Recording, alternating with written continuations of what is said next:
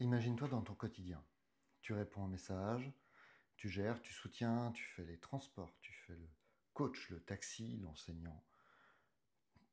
Tu gères, t'accompagnes, tu fais ce que tu peux, tout le temps, tout le temps. Et puis, il y a ce moment où il y a une voix intérieure qui murmure, mais moi je suis où dans tout ça?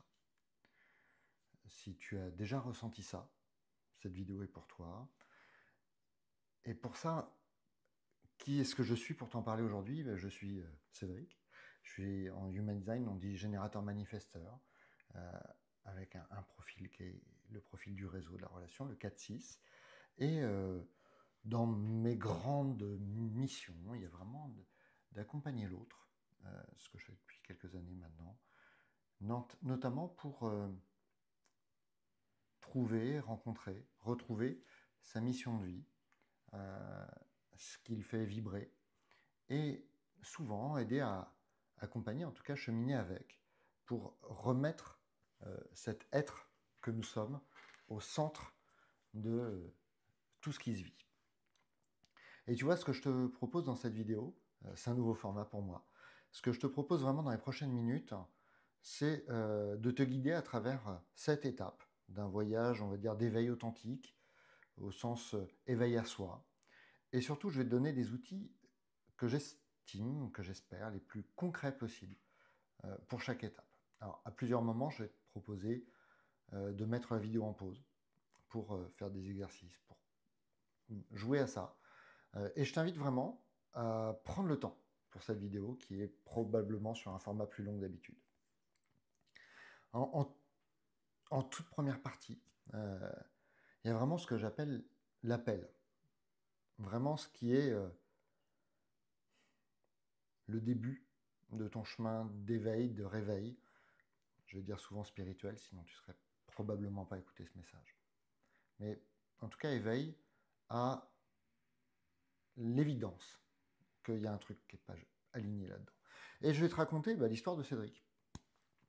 Un tout petit peu, je ne vais pas aller très loin parce que c'est vraiment pas le clé là, c'est vraiment pas le sujet là. Cédric, il a grandi dans une famille avec un petit frère, des parents, un couple assez dysfonctionnel, pour plein de raisons. Euh, des histoires pas compliquées, mais pas simples non plus.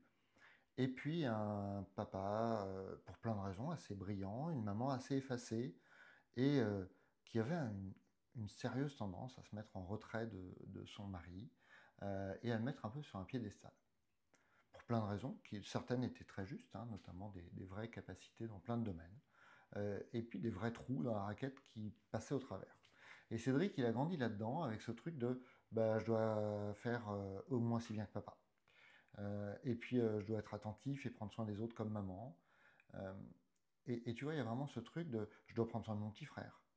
Et puis, plus le temps a passé, alors, bon, bien évidemment, un peu de tradition catholique, un peu de scoutisme au milieu de tout ça. J'ai grandi dans les années 80, donc ça commence à dater un petit peu, mais tu vois bien la vibe qu'il peut y avoir si on a dans les mêmes âges. Et puis, si tu es plus jeune, regarde tes parents, regarde les gens autour de toi.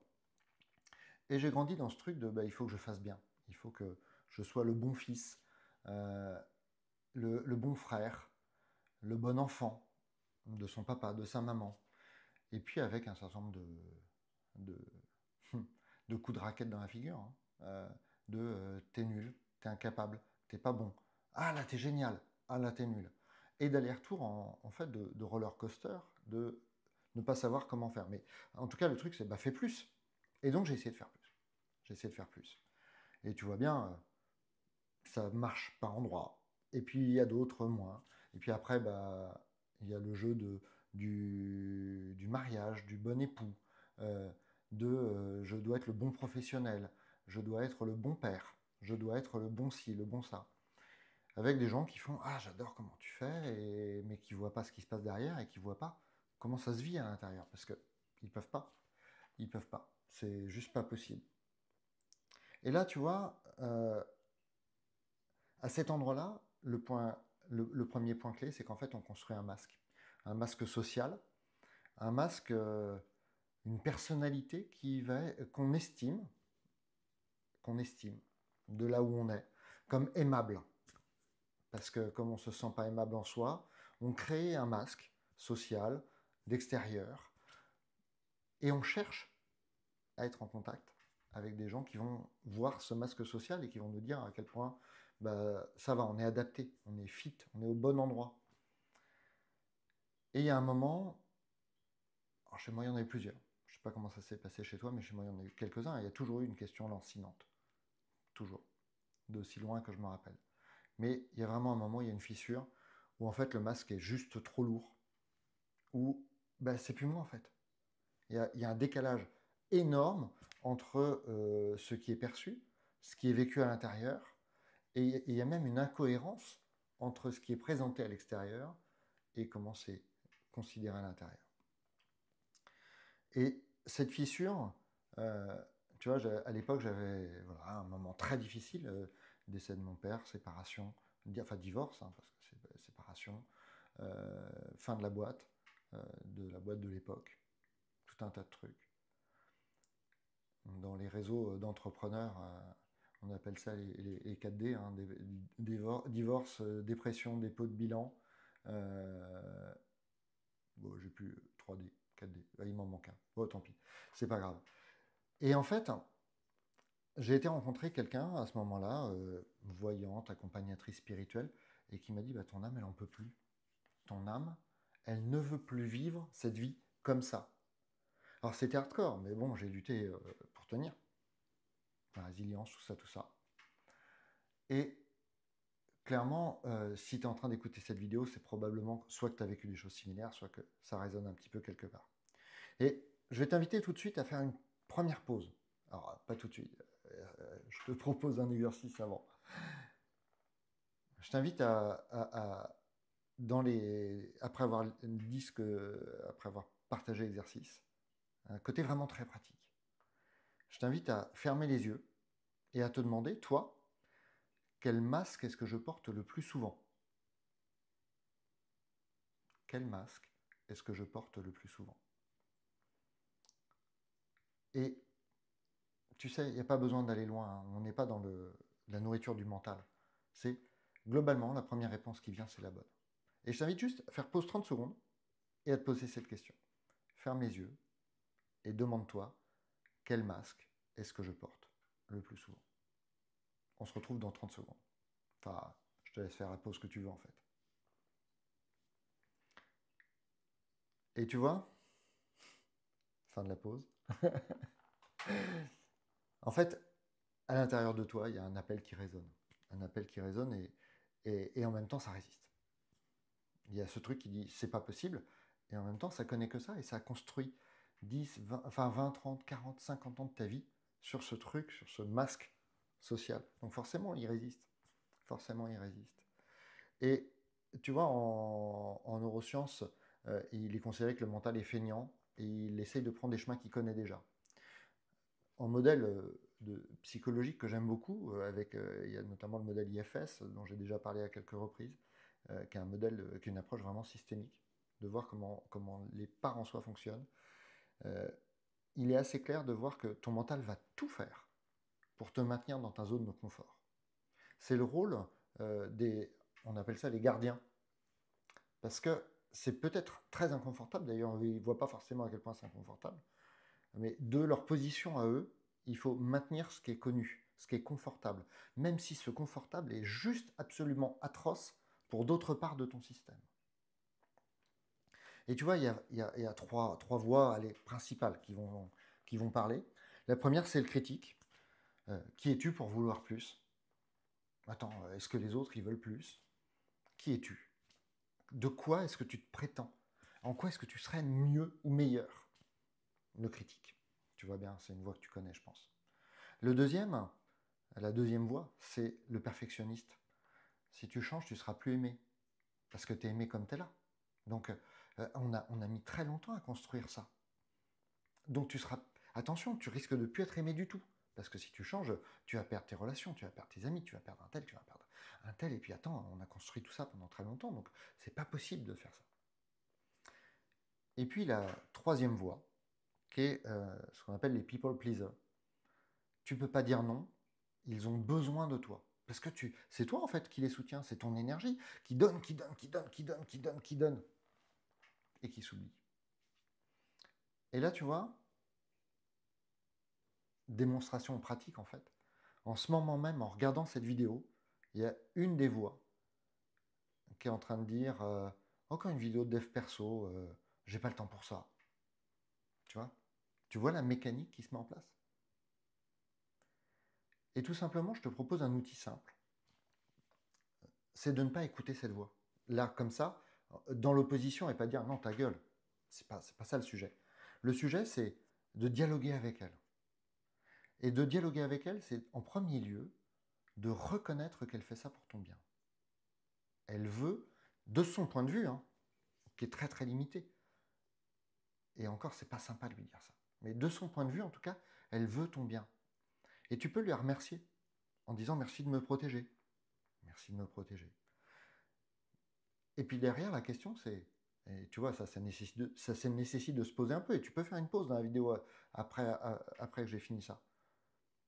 Qu'est-ce que tu crains qui arrive si je change? Tu vois, lui poser des questions de merci de me protéger, mais qu'est-ce qui pourrait se passer si je change? Et tu vois, j'ai parlé de 3 voix là, mais il y en a d'autres. C'est hyper intéressant à ce moment-là d'entendre les tiennes. Et tu vois, mets-moi en commentaire. Si toi, tu es plutôt la voix principale qui vient, c'est le critique, c'est le perfectionniste, c'est le people pleaser. Tu vois, c'est vraiment. euh, Mets-le-moi, tu vois, ça pose le truc. Pour toi, pas pour moi, hein. Moi, je serais content tu vois, de t'entendre et de voir comment ça réagit chez toi.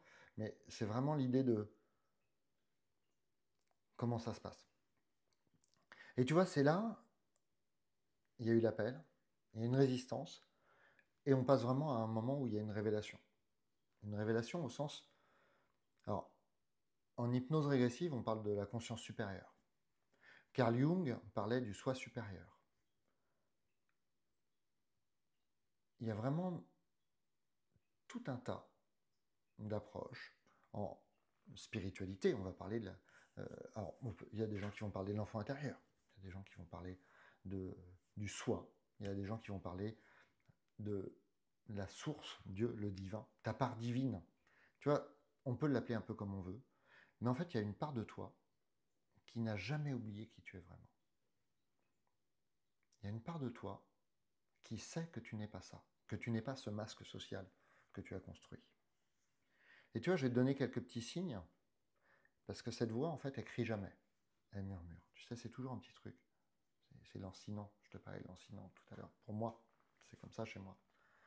Elle juge pas, mais elle guide. Elle essaye de te montrer des chemins.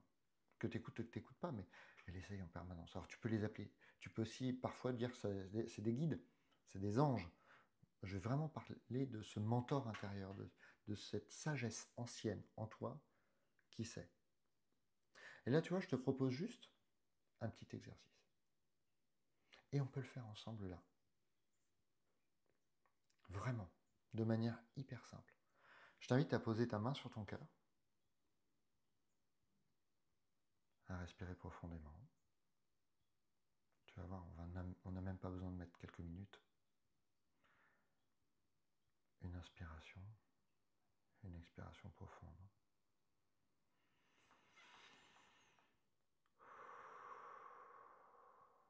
Tu peux le faire avec moi, très tranquillement. Et là, après juste cette respiration, tu peux te demander, si j'étais complètement libre, qu'est-ce que je ferais de ma vie? Tu vois, tout simplement ça. Si j'étais complètement libre, qu'est-ce que je ferais de ma vie? Et je t'invite juste à écouter. Allume pas le mental, c'est pas le sujet. Tu vois, juste écouter. Et tu vois, pour moi, cette voix... Alors, fais des pauses si tu veux, à nouveau. Pour moi, cette voix, elle m'a dit quand j'étais... Mais elle me l'a toujours dit. Elle m'a dit, t'es pas venu ici pour être petit. Alors, avec la part critique, je laisse imaginer, hein, pour qui t'es pour prendre... t'es qui pour croire ça, etc. Mais elle m'a dit que j'étais pas là pour être petit. Et dans mes rêves, il y a souvent des trucs de grandeur. Alors, qui se termine souvent en cauchemar, hein, avec des meurtres, des assassinats, des trahisons, des pendaisons, que j'ai joyeusement revécu lors de méditations guidées, lors des séances d'hypnose régressive que j'ai fait que j'ai vécu moi en tant que consultant. J'en ai vu des meurtres de Cédric ou de vie de Cédric liés à cette notion de grandeur. Et je vois bien à quel point tout ça, c'est des histoires qui se sont racontées. Et en fait, la voix derrière, elle est venue là pour dire que j'étais pas ici pour être petit et que j'étais ici pour être un canal de présence. Et là, c'est la façon, tu vois, je n'ai pas parlé trop d'human design dans cette vidéo, mais une grande partie de la construction de Cédric est faite juste, alors la croix de l'incarnation de la contagion, un certain nombre de mécanos. Il y a vraiment un truc qui est là pour chanter le mental, poser en soi, descendre en soi. Et tu vois, tu le sens peut-être même à travers cette vidéo. Tu vois, il y a vraiment une invitation à se déposer en soi. Et tu vois, c'est le moment où on passe le seuil. On passe le seuil parce qu'il y a une bascule. Il y a un moment où tu ne peux plus faire semblant. Alors, tu peux y aller à tout petit pas, ou tu peux y aller de manière radicale, comme tu veux. C'est la différence entre la décision et l'engagement. La décision, c'est je vais essayer de changer, peut-être. L'engagement, c'est je ne veux plus vivre comme ça. Bon. Dans le système Cédric, il y a plein de fois où ça a fait des décisions engageantes, pas trop, ou des engagements, mais avec des parts qui résistent et des trucs qui disent ah non, non, non, non, non. Et puis parfois, bah, ça continue. Puis il y a des boucles, hein, il y a des, tu vois, on va appeler ça des patterns incurrents, il y a des schémas, et il t'est représenté la même expérience de vie, qui vraiment t'amène à dire ok, ça stop, je veux plus ça. Donc à partir de là, qu'est-ce que je mets en place? Comment je m'engage aujourd'hui dans ma vie? Et tu vois, quand tu t'engages vraiment, ton énergie change, ton aura change, ta fréquence vibratoire change. Il y a vraiment un truc qui bouge. Et les gens le sentent. Donc comme les gens le sentent, il se passe des choses nouvelles, parce que tu ne prends plus les choses du même endroit. Et là, tu vois, je t'impose juste... Enfin, je te propose... je t'impose rien du tout. Je te propose un exercice. Un exercice d'engagement. Pour toi, pas pour moi. Hein. Il n'est pas pour moi. Je t'invite à répéter après moi.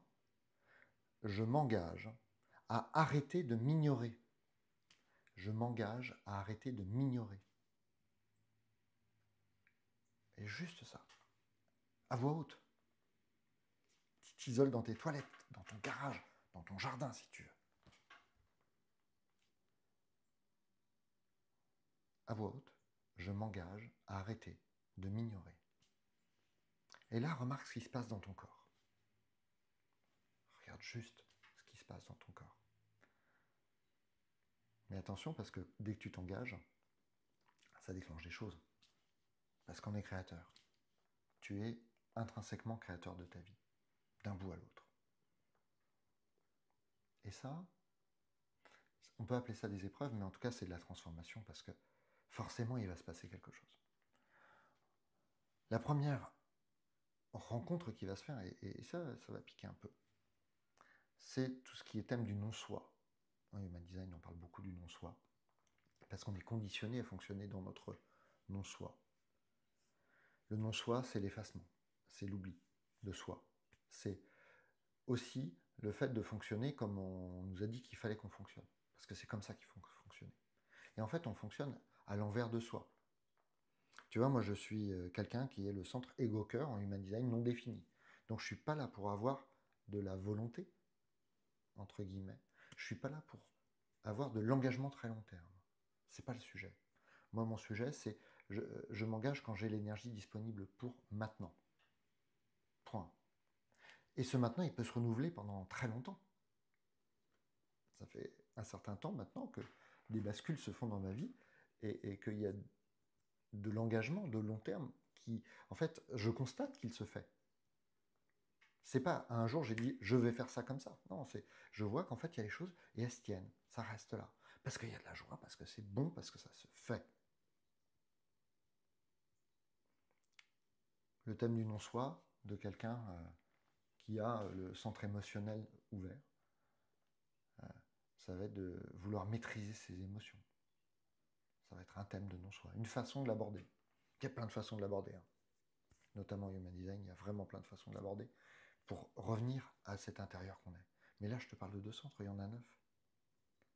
Et puis ensuite, pour chaque porte, pour chaque élément de ton design, il y a des thèmes de non-soi spécifiques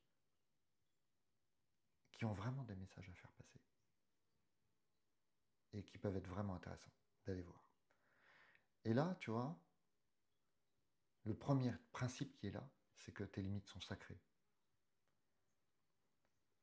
Et la transformation, elle va commencer par tout simplement, tout petit exercice. À chaque fois qu'on va te demander quelque chose, avant de dire oui, tu prends 3 respirations et tu te demandes vraiment, ce oui vient-il de ma peur ou de ma joie? Est-ce que c'est l'élan du cœur qui est en train de dire oui? Ou est-ce que c'est oui parce qu'il faut que je fasse? Oui parce que sinon il ne va pas m'aimer. Oui parce que sinon elle va me détester. Oui parce que sinon elle va mal me le prendre. Tu vois, un collègue qui te demande un service, au lieu de dire oui automatiquement, tu prends le temps. Quelques instants. Respirer. Attends, 2 secondes. Et tu vérifies. Et tu checkes. Et c'est important. La deuxième épreuve initiatique à cet endroit-là, c'est vraiment d'accueillir tes émotions. Parce qu'en fait, les émotions, elles sont ni bonnes ni mauvaises. Elles n'ont pas de qualité intrinsèque. Les émotions, ce sont des signaux d'alarme, d'avertissement, d'information. Et y compris la joie. La joie est un signal de oh, c'est trop bien, il y a un signal d'information, qu'il y a de la dopamine qui se délivre dans ton système, et il y a de la joie. C'est une information. Elle est ni meilleure, ni moins bonne que il y a une araignée, j'ai peur. Ou que je suis dans la rue et il fait noir et il y a du bruit et j'ai peur. Elle est ni meilleure ni moins bonne. C'est une information. Ce que tu en fais crée quelque chose. Et tu vois, par exemple, la colère, quand tu ressens de la colère, c'est que quelque chose de sacré pour toi a été violé. Quand tu ressens de la tristesse, c'est que quelque chose de précieux pour toi a été perdu. Quand tu sens de la joie, c'est que tu es sur le bon chemin. Il y a de la joie. C'est l'élan naturel du cœur. Donc quand tu sens une émotion qui monte, tu peux regarder l'émotion, te poser avec. Alors, toujours 3 respirations, tu vois, c'est un bon outil, les 3 respirations. La pause, se poser, pas dans la vidéo. Voilà, tu peux le faire, hein. Mais merci, merci de me parler, belle émotion. Qu'est-ce que tu veux que je comprenne? Et cherche pas à analyser une réponse. C'est juste, ok, je t'entends, merci d'être là. Merci d'être là, merci de me parler. Qu'est-ce qu'il faut que je comprenne? C'est quoi colère? C'est quoi ce truc sacré qui a été violé? Tristesse, c'est quoi ce truc de précieux qui se sent perdu ou pas au bon endroit? Tu te sens ébloui? C'est ok, waouh, il y a un truc qui est hyper. C'est quoi ce qui rend tout mon système aussi illuminé comme ça? Tu te sens dans la fatigue? Ok, je sens une émotion de fatigue. Ok, c'est quoi ce qui a cet impact sur mon système? Et tu vois, c'est vraiment un outil pratique à rencontrer à cet endroit-là. Et puis, il y a tu vois, il y a encore une part, hein, tout simplement, c'est de récupérer tes parts. Alors, en IFS, on parle d'exilés. Toutes ces parts de toi qui ont été bannies. Tu sais, koh boum, le clan a pris sa décision, tu es exclu à jamais. Sauf qu'en fait, on a fait ça avec des parts de nous. On a fait ça avec ton enfant intérieur. J'aime pas trop cette notion de l'enfant intérieur, mais tu l'as fait. Tu l'as fait quand tu as dit non, arrête de vouloir jouer. Ou deviens un adulte, deviens grand. Arrête de faire ci, arrête de faire ça. Tu sais, quand tu as pris des bouts complets de toi, ça y est, j'ai 11 ans, je jette mes doudous, Barbie, Playmobil, Lego, parce que j'ai 11 ans quand même. Attention. Ou j'ai 24 ans et ça y est, je passe dans le monde des grands. Donc j'arrête ça, ça, ça et ça. Et donc tu as mis plein de trucs au placard. Et tu vois, là, ça peut être intéressant. Alors, pour le coup, il faut faire une pause. Ou tu le fais à un autre moment. Tu notes et tu le fais à un autre moment. C'est de demander à ces parts de toi, de quoi avais-tu besoin que je ne t'ai pas donné? Et tu sais, quel que soit ton âge, quelle que soit ton histoire de vie, quel que soit ce truc qui s'est passé, qui a été banni de toi, en fait, à partir du moment où déjà tu vas la reconnaître, tu vas la voir, tu vas l'accueillir, cette part, plus tu vas lui donner d'espace, plus elle va pouvoir être claire pour te permettre de ramener à toi tes parts exilées. Tu les ramèneras jamais de force. Parce qu'en plus, il y a les protecteurs, etc., les gardiens qui vont faire leur job, qui vont bien t'empêcher d'y aller en force. Parfois même, ça va être très compliqué, très long d'y aller. Et en même temps, juste avec de l'écoute, et le goût d'y aller, et le goût de l'accueillir, cette part, tu peux créer ce dialogue. Tu vois, chez moi, il y a plein de trucs comme ça qui ont été l'impression de ne pas avoir de contact, et puis d'un coup, oh, wow, ok, il y a un truc qui se fait. Et ça peut se faire avec des soins énergétiques. Pour moi, il y a eu un moment, ça a été des réintégrations lors d'une méditation guidée. Ça a été lors de séances d'hypnose, ça a été, enfin hypnose régressive, ça a été lors de soins chamaniques. Il y a plein de façons d'aller rencontrer ça. Et puis la quatrième, alors c'est plus à la mode en ce moment, c'est la notion d'intégrer ton ombre. Alors tu vois, on parle de shadow work, aller rencontrer ses ombres.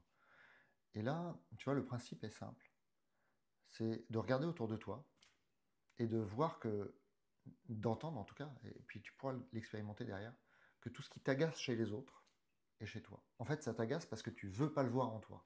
Et les autres, en fait, te servent de miroir. Les autres te servent de miroir. Et plus quelque chose t'agace chez eux, c'est parce que tu ne veux pas le voir chez toi. Et c'est vraiment l'occasion de regarder. Et tu vois, la prochaine fois que ton chef te donne une consigne complètement hallucinante, la prochaine fois que un de tes enfants te répond d'une manière qui te crispe, la prochaine fois que ta compagne ou ton compagnon, ton mari, qui tu veux, ton père, ta mère,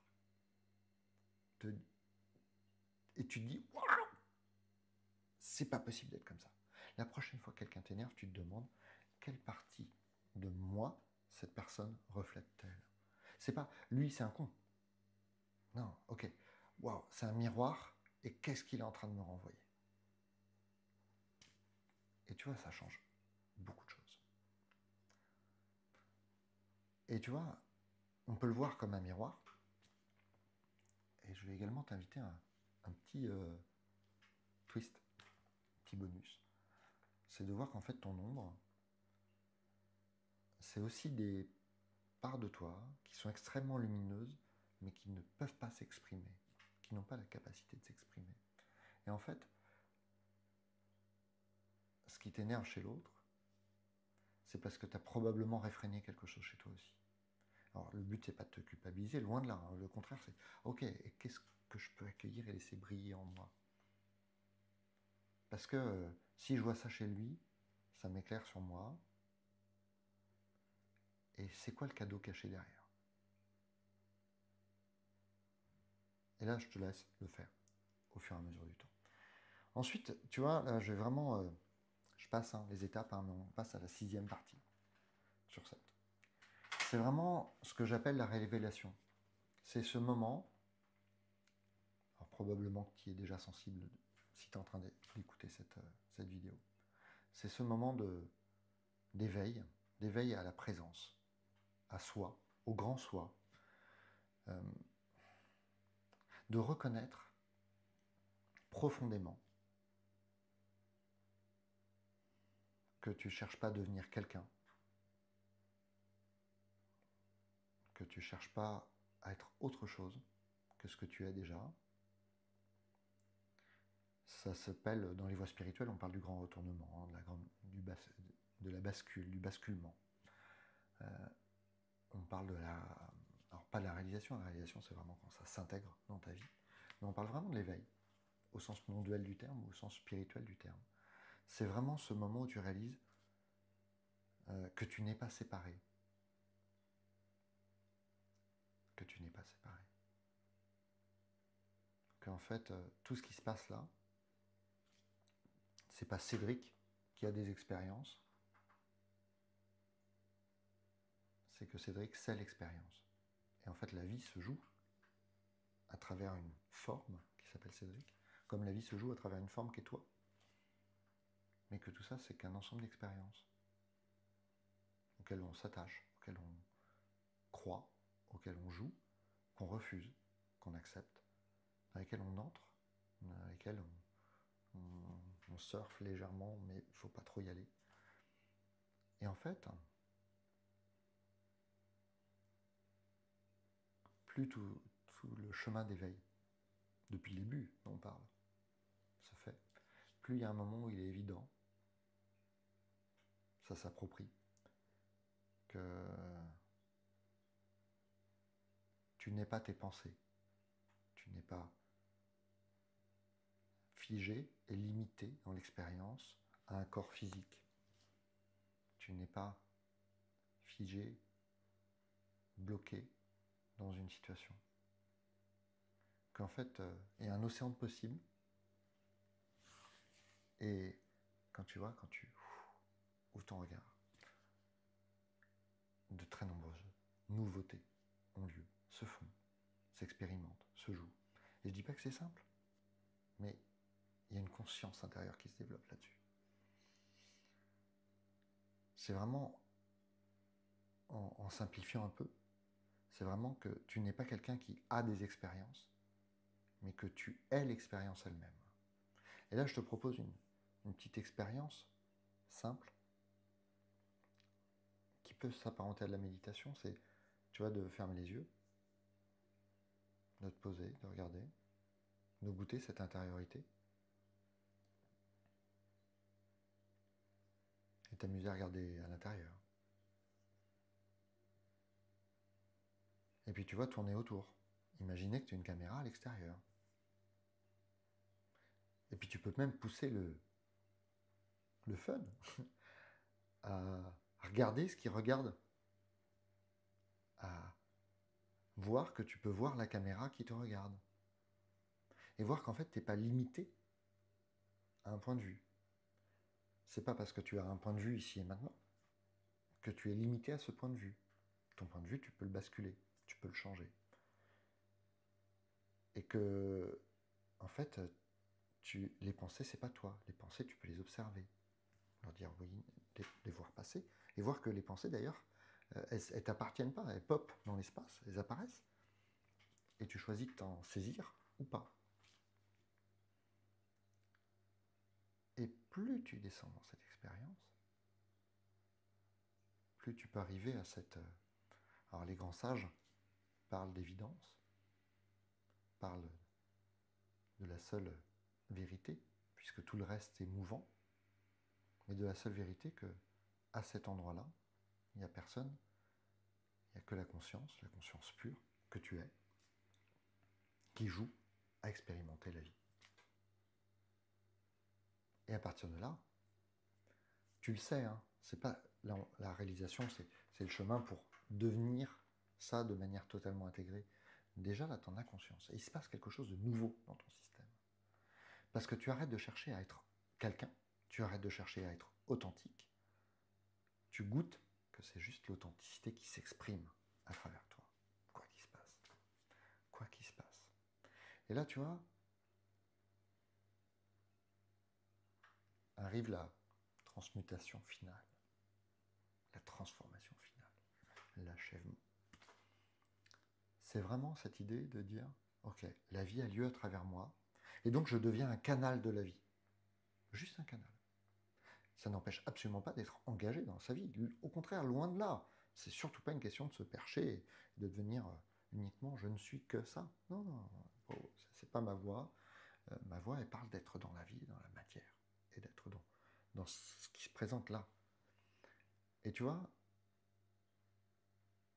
en fait, il y a une idée, c'est que c'est plus ce que tu fais qui te définit, c'est ce que tu es.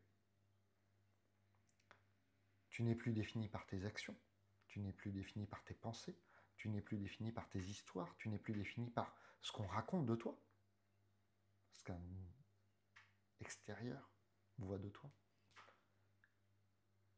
Tu es simplement présence. Tu es. Juste. Et les choses ont lieu. Et la manifestation se fait. Et tu vois, petite pratique quotidienne que je te propose, c'est vraiment de, chaque matin, au réveil, avant de te lever, ou juste dès que tu te lèves. Enfin, tu fais quand tu veux, comme tu veux. C'est ta vie, tes règles. Tu choisis. Pendant quelques instants, quelques minutes, je ne te parle pas d'entrer 45 minutes en méditation, c'est de ressentir cette présence. Juste de te poser en toi et de goûter cette qualité de présence. Imprègne ton corps et vas-y, laisse-toi faire. Lance-toi dans la vie depuis cet espace. Et tu vois, effectivement, moi c'est ce que je vois depuis 6 ans maintenant. Et puis, au fur et à mesure, tu vois, et puis je dirais avec vraiment ce chemin plus d'éveil spirituel.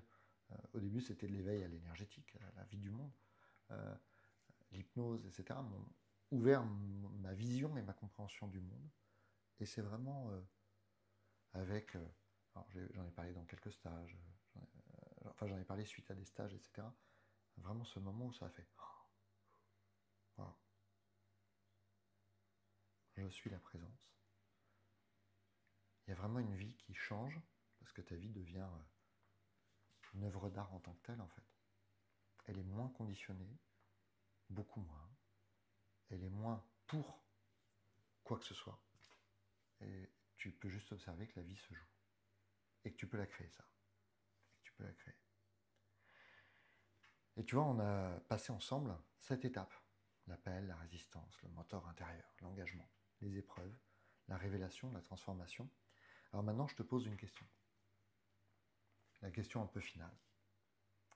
Es-tu prêt à arrêter de jouer petit ou petite? Es-tu prêt à entendre, reconnaître, laisser exprimer que tu n'es pas venu ici pour être une version édulcorée, réduite, petite de toi? Alors si dans tout ce que je viens de partager, quelque chose résonne en toi, bah, mets-moi un commentaire. Et non, mets-moi pas un commentaire, mets-moi en commentaire, je suis prêt, je suis prête. Juste ça. Juste ça. Et je te répondrai. Voilà, je suis prête. Je suis prêt. Dis-moi juste ce que ça fait résonner en toi. Et puis bien évidemment, si tu veux plus de contenu sur, on va dire, ce cheminement, cette transformation, cet éveil authentique, abonne-toi pour plus de vidéos, alors, à un rythme qu'est le mien, la vie, quand ça s'écoule. Si tu t'en sens l'élan, partage-la à quelqu'un dont tu sais qu'il ou elle a besoin d'entendre ce message. Parce que, tu vois, si tu l'entends, c'est probablement qu'autour de toi, il y a aussi d'autres personnes qui ont besoin de l'entendre. Et puis après, tout simplement, rappelle-toi que tu n'es pas venu pour être quelqu'un d'extraordinaire. Tu es venu pour reconnaître l'extraordinaire que tu es, dès le départ. Que ton existence en elle-même, par elle-même, est extraordinaire. Qu'il n'y a rien à faire pour être extraordinaire. Que c'est ton existence elle-même qui est extraordinaire. Et ton voyage, ta transformation, tes 7 étapes vers l'éveil, elle commence dès maintenant. Elle commence dès maintenant parce que tu t'engages, parce que tu es prête, parce que tu es prêt, et parce que tu t'engages à devenir cette version réelle. Et pas meilleure, pas plus, pas moins. Tu t'engages à devenir toi-même. Toi-même. Je te dis à très bientôt pour une nouvelle vidéo.